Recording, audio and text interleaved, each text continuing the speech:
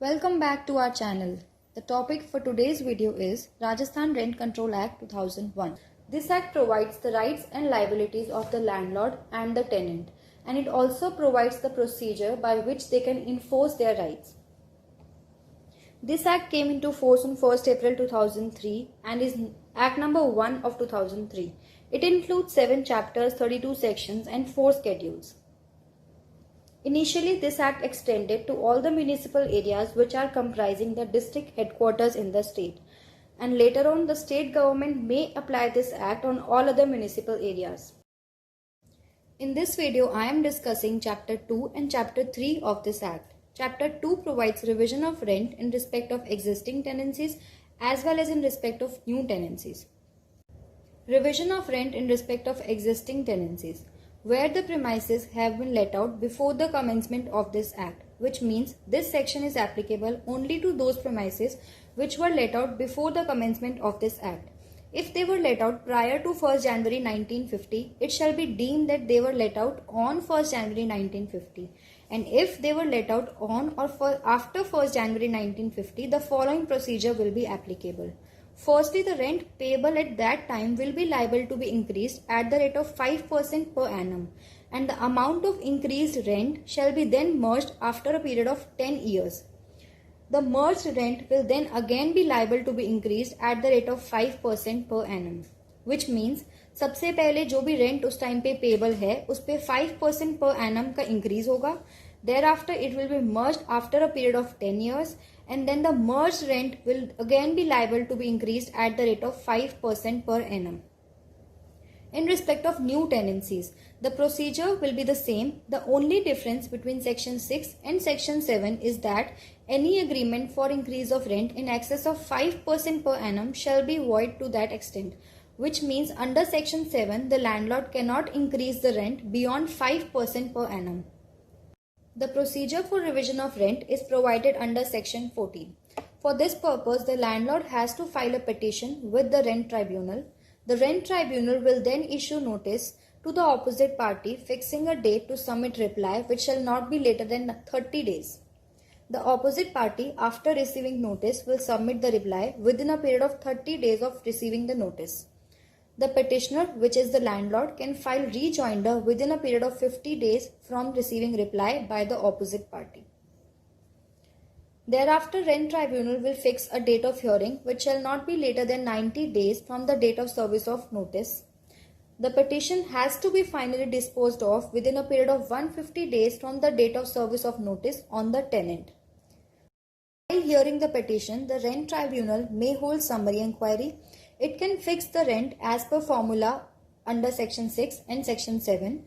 It can also issue a recovery certificate indicating the date from which such rent shall be payable. Chapter 3. It provides 3 sections. Section 8, Limited Period Tenancy. Section 9, Eviction of Tenant. And Section 10 provides right of landlord to recover immediate possession in certain cases. Limited Period Tenancy. A landlord can let out a residential premises for a maximum period of 3 years under limited period tenancy. For this purpose, the landlord and the proposed tenant has to submit a joint petition to the rent tribunal for seeking permission to enter into a limited period tenancy and to grant a certificate for the recovery of possession after the period of tenancy has been lapsed. The rent tribunal can grant the permission to enter into limited period tenancy only 3 times for the same premises. He cannot give the permission for more than 3 times for the same premises. And when the certificate for recovery of possession has been granted, such certificate shall lapse if petition for execution has not been filed before the rent tribunal within 6 months from the date of such certificate becomes executable. Section 9 provides the grounds for the eviction of a tenant. Firstly, when the tenant has neither paid and nor tendered the amount of rent due from him for a period of 4 months, the landlord can evict the tenant. But the landlord has to disclose his bank account number, the name of bank in same municipal area to the tenant before evicting him. And he shall also serve a notice demanding the arrears, and the tenant has still not made the payment within 30 days of receiving the notice. Then only the landlord can evict the tenant. If the tenant has willfully caused or permitted to be caused any substantial damage to the premises, he can be evicted by the landlord. Where the tenant has made any construction without the written permission of the landlord and which has materially altered the premises or likely to diminish the value, he may be evicted. If the tenant creates nuisance or does any act which is inconsistent with the purpose for which it was admitted or which is likely to affect adversely or substantially the landlord's interest, he may be evicted from the premises. The landlord cannot assign or sublet the premises without the written permission of the landlord. Another ground may be when the premises were let out for residential purposes but have been put to commercial use. He may be evicted. One more ground for eviction of tenant may be when the tenant was in service or employment of the landlord and the property were let out to him for residential purposes. Now the tenant has ceased to be in such service or employment, the landlord may evict the tenant. If a tenant has built or acquired vacant possession adequate for his requirement, he may be evicted. The premises, if required reasonably by the landlord for the use or occupation of himself, of his family, or any person for whose benefit the premises are held, the tenant may be evicted by the landlord. But for this purpose, the landlord shall be prohibited from letting out the same to any other person within a period of 3 years, which means once the landlord has evicted the tenant, he cannot further let out the property for a period of 3 years. But if he does let out the property, the tenant shall be entitled for restoration of possession on a petition moved by him before the rent tribunal. Another ground is when the premises have not been used for the purpose for which they were let out for a continuous period of 6 months. Then the landlord may evict the tenant. The landlord may also evict the tenant if he has been required by any authority to abate the overcrowding of the premises.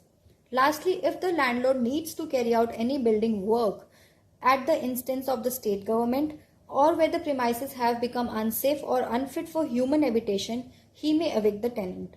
There are these 12 grounds on the basis of which a landlord may evict a tenant when he has not paid rent for 4 months, he has caused any substantial damage to the property, he has made any construction without written permission of the landlord, he created any nuisance, when the tenant has assigned or sublet the property without the written permission of the landlord, the property which were let out for residential purposes have been put to commercial use, the tenant was in service or employment of the landlord, the tenant has acquired another vacant possession for adequate for his own requirement, when the premises are required by the landlord for his own purpose, when the premises have not been used for the purpose for which they were let out, and the landlord may evict the tenant to abate overcrowding, and when he needs to carry out building work upon the premises.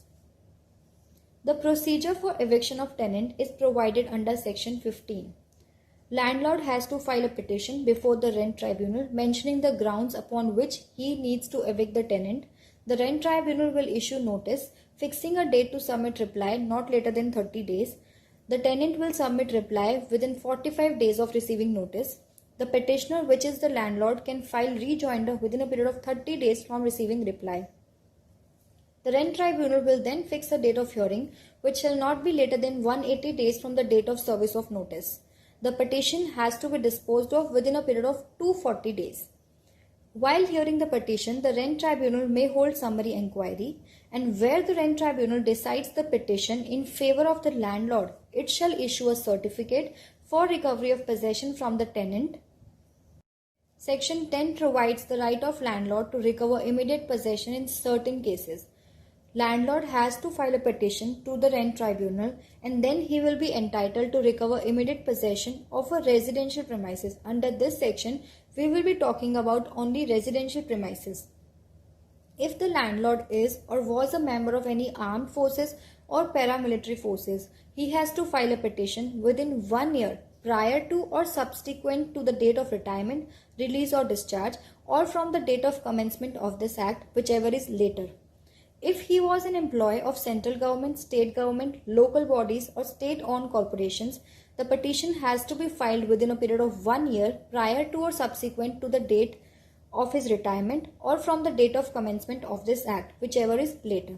In both the cases, the landlord has to file a petition within a period of 1 year prior to or subsequent of the date of retirement or the commencement of this act, whichever is later. If the landlord has become a senior citizen, he will file a petition after the expiry of 3 years. Here it is mentioned that after the expiry of 3 years from the date of letting of the premises, he can file a petition. Here the landlord has a dependent LR and he was a member of any armed paramilitary forces and has died during the course of his employment, which means the dependent legal representative of the landlord has died during the course of his employment, and then the landlord will file petition to the rent tribunal within a period of 1 year from the date of such member or from the date of commencement of this act. And after the death of the landlord, his widow can also file a petition before the rent tribunal within a period of 1 year from the date of death of her husband to recover the immediate possession of a residential premises. Other cases are where the landlord has let out more than one premises. The petition under subsection 1, which was made where he was a member of armed or paramilitary forces, where he was member of central or state government, where he has become a senior citizen. The petition can be filed in respect of only one premises that will be chosen by the landlord. And if the petitioner is not residing in his own premises in the same municipal area, then only the petition can be filed, otherwise it cannot be filed. Where a landlord, after letting out his premises on the ground floor, which means the landlord has let out the ground floor premises and he is using the upper floor premises, and he has incurred such permanent disability due to which he is unable to use the staircase. Now the landlord cannot use the staircase. Therefore, he requires the ground floor premises for his own residence. Then he can file a petition to recover the immediate possession. But this can only be done if he has no suitable residential premises of his own on ground floor in same municipal area. There are 3 conditions. ना तो उसके पास में खुद की एक residential premises होनी चाहिए, ground floor पे नहीं होनी चाहिए और सेम म्यूनिसिपल एरिया में नहीं होनी चाहिए, तभी वो इस सेक्शन के अंदर पिटिशन फाइल कर सकता है. Petition to rent tribunal will be made along with a certificate from duly constituted medical board of a government hospital about such permanent disability. And after recovering the possession of the property, the landlord shall be prohibited from letting out the same premises to any other person within a period of 3 years. And in case he lets out the premises, the tenant will be entitled for restoration of possession on a petition moved by him before the rent tribunal. The landlord under this section shall mean the owner of the residential premises. Only the owner of the residential premises will be included in the term landlord. The procedure for recovering of immediate possession is provided under section 16. Landlord will file a petition to the rent tribunal. The rent tribunal will issue notice fixing a date to submit reply which will not be later than 30 days. The opposite party will then submit their reply within a period of 30 days of receiving notice. The petitioner may file rejoinder within a period of 15 days from reply. The rent tribunal will then fix a date of hearing which will not be later than 90 days, and the petition has to be disposed of within a period of 150 days. The procedure in all the cases is same, only the number of days is different in every situation. The rent tribunal will issue a certificate for recovery of immediate possession, and this again will not be executable for a period of 3 months from the date of decision. One more thing, the landlord under this section also includes his wife. With this, that's all for today's video, and we will proceed the next chapter in our next video. Till then, please like, share, comment and subscribe to our channel. Thank you.